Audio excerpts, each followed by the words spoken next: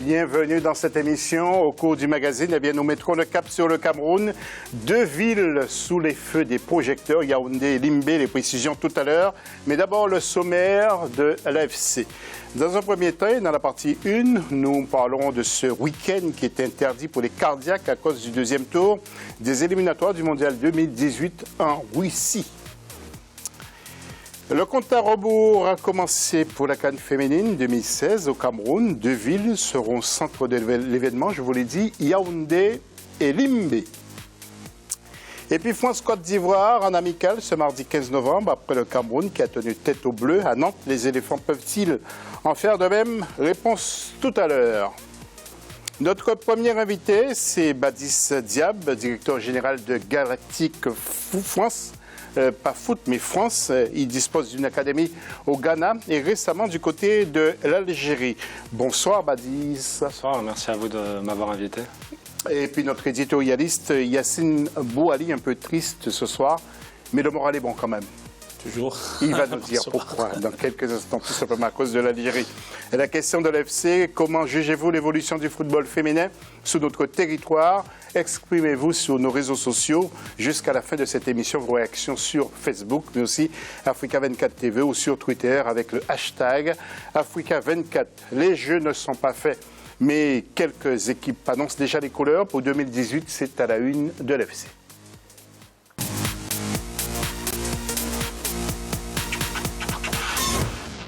Et puis une image qui va peut-être vous frapper, qui va vous rendre encore plus triste. Dans cette édition, nous parlons de la disparition de l'attaquant ivoirien Laurent Pokou, que même Laurent Pelé respectait et avait trouvé en lui son successeur. C'est un monument du football ivoirien qui s'en va. Et on lui dédie cette émission, du moins à sa mémoire. Et nos condoléances à la famille, donc du côté de Treichville, en Côte d'Ivoire. Nous y reviendrons donc au cours de cette émission sur la disparition donc, de Laurent Pokou, qui a joué à Rennes et à Nancy. Premier sujet de cette émission, le résumé de la deuxième journée des éliminatoires du Mondial 2018 en Russie. Que faut-il retenir? Voyons ce résumé avec la rédaction d'Africa 24. Les éliminatoires pour la Coupe du Monde 2018 se poursuivent. La deuxième journée s'est déroulée du 11 au 13 novembre 2016. Elle a été riche en buts. Au total, 18 buts ont été marqués. Dans le groupe A, la Tunisie a confirmé sa suprématie face à la sélection libyenne par un score d'1-0. Dans le groupe B, les Fennecs de l'Algérie se sont fait bousculer par les Super Eagles du Nigeria. Tandis que le Sénégal, leader du groupe D, n'a pas reçu son déplacement en Afrique du Sud. Les Lions de la Teranga ont été battus par le Bafana Bafana de l'Afrique du Sud par un score de 2-1. Il n'y a pas véritablement de surprise dans cette journée-là, parce que bon, c'est vrai que la victoire de l'Afrique du Sud sur le Sénégal peut paraître assez surprenante, mais Bafana Bafana à domicile sont maîtres chez eux, donc ils ont bien fait le boulot, aussi aidé quelque part par un arbitrage assez défaillant. Le Nigeria et l'Égypte sont les 2 sélections qui ont creusé l'écart dans leurs groupes respectifs. Longtemps privés des grands rendez-vous sportifs, l'Égypte est désormais sur une bonne dynamique. Face à leur principal adversaire du groupe E, les Pharaons ont reçu une très belle opération en venant à bout du Ghana 2-0 lors de cette deuxième journée. On se rend compte qu'on rentre dans le dur de la compétition et qu'après déjà 2 journées, toutes les équipes sont déjà à fleur de peau. La troisième et dernière journée de ces éliminatoires se déroulera en août 2017. Le tirage au sort a été effectué en juin 2016. Pour les spécialistes du ballon rond, la troisième journée s'annonce âpre et passionnante. Les 20 nations encore engagées seront réparties en 5 groupes de 4. Elles vont s'affronter selon une formule de championnat en aller-retour. À l'issue de ces mini-championnats, 5 sélections vont représenter le continent africain à ces rendez-vous mondiaux du football en 2018 en Russie.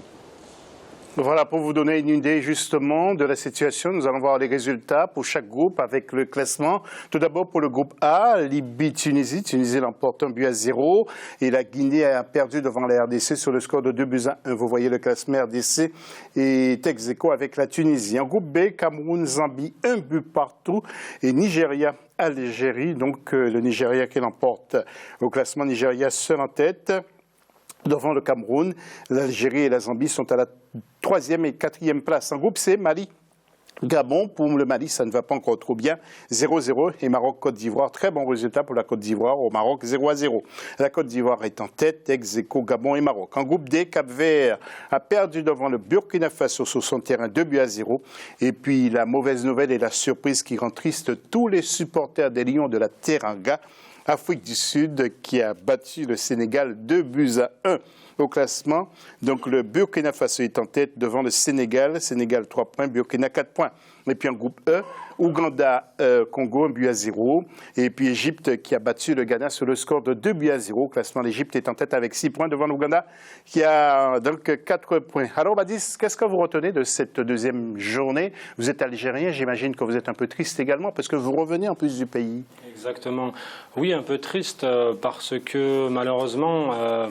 Les responsables du foot algérien n'ont pas pris les bonnes mesures, à mon goût. C'est ce que je disais aux journalistes algériens il y a quelques jours encore. Que ce soit au niveau des coachs, que ce soit au niveau de l'organisation, les matchs s'enchaînent et malheureusement, l'équipe d'Algérie a du mal à être structurée.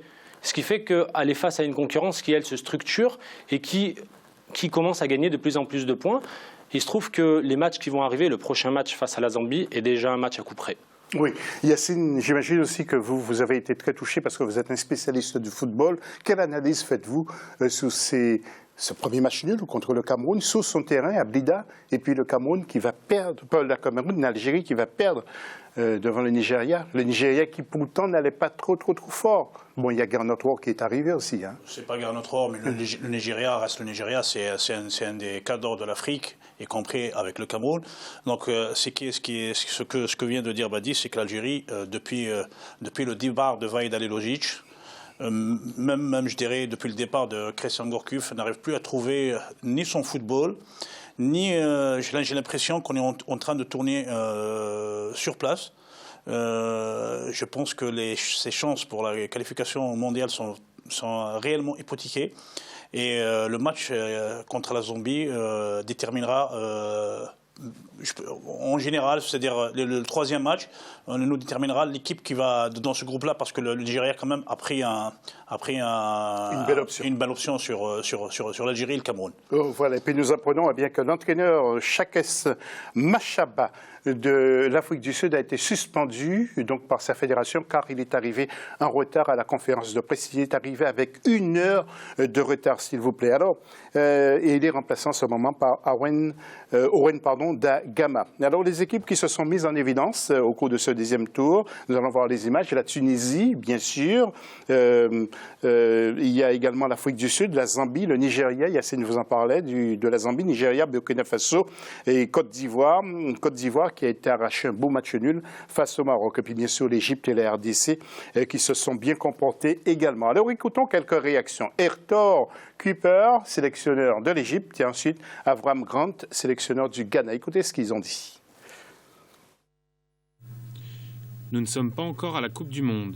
Il reste encore 4 matchs et 12 points en jeu. Je suis un entraîneur professionnel et je sais comment estimer ce genre de situation. Certaines personnes peuvent ne pas avoir complètement apprécié notre performance, mais à mon avis, les joueurs ont réussi une victoire inestimable. Je suis satisfait de la performance de mes joueurs, malgré la perte de la rencontre. Nous avons eu le dessus tout au long des 90 minutes. Nous devons continuer. Rien n'est encore définitif dans notre groupe.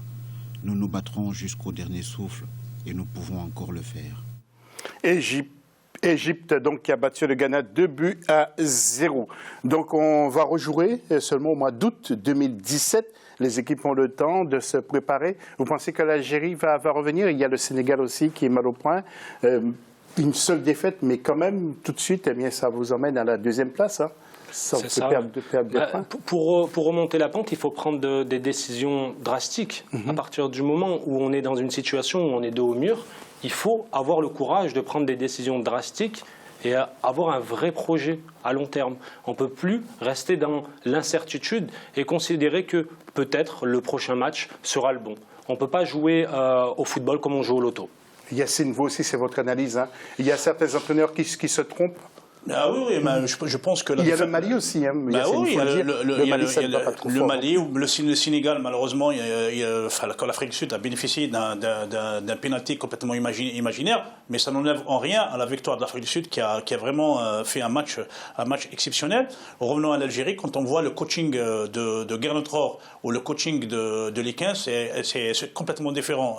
Rohr, il a fait un coaching gagnant en rentrant Moussa à 2-1 et derrière il y a eu le troisième but.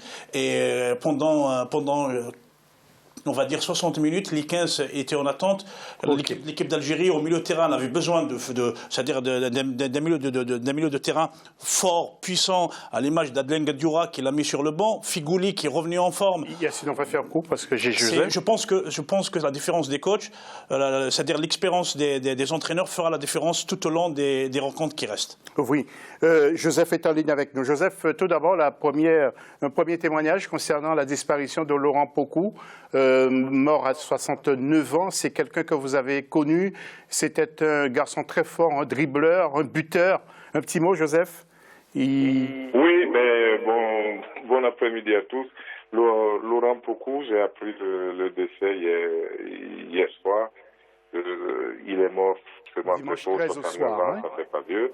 C'était un footballeur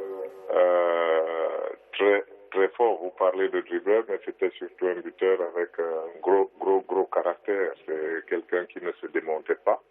Et il faut quand même se rappeler qu'il fait partie de ceux qui ont joué à l'époque on pourrait appeler cela des pionniers, c'est-à-dire qu'il n'y avait pas beaucoup d'exemples avant et qu'eux, ils devaient tracer le chemin. Donc, Laurent Pokou a réussi à tracer ce chemin-là, à faire une brillante carrière avec la SEC, avec la Côte d'Ivoire et notamment avec Rennes en France. Oui. Mon cher Joseph, vous avez vu les résultats de ce deuxième tour, inquiétant pour certaines équipes. Quelle est votre analyse, Monsieur Joseph-Antoine Bell, notre expert?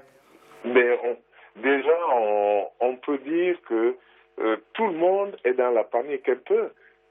On fait comme si la qualification se joue le premier match et puis là, le deuxième, c'est déjà le dernier. Parce que d'un côté, il y en a peut-être qui jubilent. Heureusement que peut-être que certains savent garder la tête forte. Mais d'autres, dès le deuxième match, disaient déjà que c'est la fin. Ce n'est pas encore la fin. Mais en revanche, ce qui peut vous prédestiner à la fin, c'est si vous avez fait 2 mauvais matchs, on se dit que jamais 203. Donc si vous avez fait 2 mauvais matchs, il y a des chances que le troisième ressemble aux 2 premiers. L'exception avec les équipes nationales, c'est que les matchs sont espacés et qu'on a le temps peut-être de travailler. Encore faut-il qu'on ait des idées. Pensez un peu à l'Algérie qui a fait match nul à la maison et une défaite à l'extérieur, une défaite inquiétante parce que 3-1, c'est quand même lourd.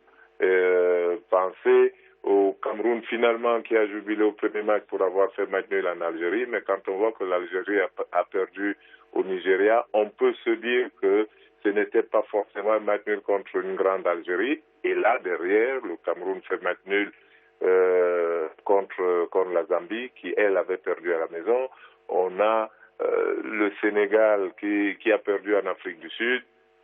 C'est vrai qu'on a beaucoup parlé de pénalty, mais vous savez très bien que dans un match, il y a des faits de jeu et que le pénalty pris comme premier but ne doit pas expliquer le deuxième qu'on prend, parce que dans ces conditions, quand vous prenez le deuxième but, vous devriez en prendre un troisième. Donc jamais un but ne doit expliquer les autres qui viennent ensuite. Il faut toujours savoir se limiter à l'injustice, si vous voulez, ou à la bêtise qu'on a fait, mais que ce soit unique. Il ne faut pas en rajouter. Donc le Sénégal aujourd'hui va se remettre en cause, mais je pense qu'il a les éléments pour pouvoir rebondir. Ce sont des éliminatoires tout à fait excitantes. OK. Eh bien, Joseph, merci 1000 fois. On vous retrouvera dans un sujet dans la deuxième partie, car nous allons parler de la CAN féminine et puis bien sûr tout au long de la CAN que nous allons retransmettre sur nos antennes féminines au Cameroun. Eh bien, nous verrons Monsieur Joseph-Antoine Bell, notre spécialiste, toujours avec son joli chapeau. Merci, Joseph. Et puis à très vite. Le football tchadien traverse aussi une période de crise suite à un arrêté du ministre de la Jeunesse et des Sports et des Loisirs de suspendre la fédération tchadienne et de mettre sur pied un comité de gestion pour réorganiser la discipline. La décision ne fait pas l'unanimité auprès de la fédération et des promoteurs du football du pays. Tiens, Mokhtar Mahmoud, président de la fédération tchadienne de football, écoutez ce qu'il nous dit. Le Tchad a été suspendu. Le ministre cherche à donner cette erreur à la fédération, ce qui n'est pas le cas. Nous avons demandé à ce soir en face à face pour expliquer qui a fait son travail, qui n'a pas fait ce qu'il doit faire. Et là, on a trouvé personne en face. Voilà, il était au micro de Mamad Ramadan, notre correspondant permanent au Tchad. À tout à l'heure, donc pour la deuxième partie de l'émission, et puis nous aurons une supportrice camerounaise avec nous.